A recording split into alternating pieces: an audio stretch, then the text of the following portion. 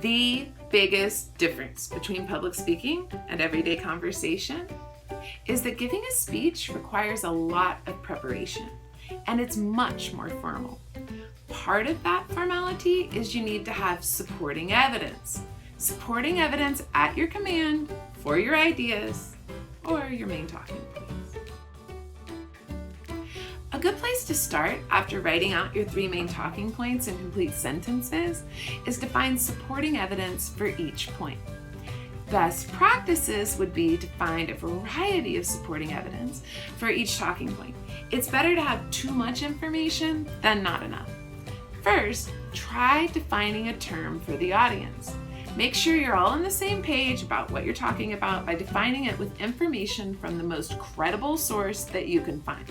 Hint, that is probably not an online dictionary, but rather a professional organization or a government organization.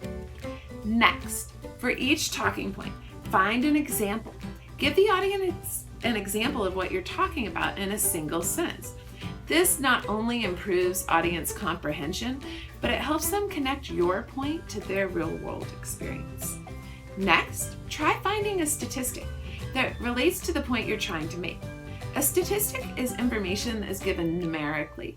When using statistics, you want to follow some rules. Use them sparingly, try to explain them, maybe even show them with infographics or visual aids, and finally, contextualize your example.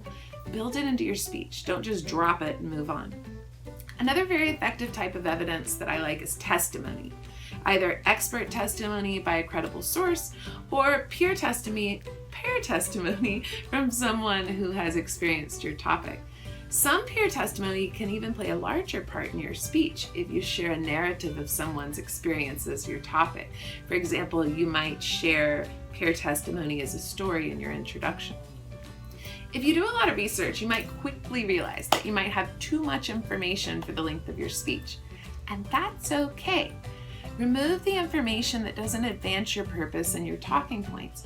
The point is you want to leave the most powerful supporting evidence to support your claims. Step, planning how you will verbally cite your sources.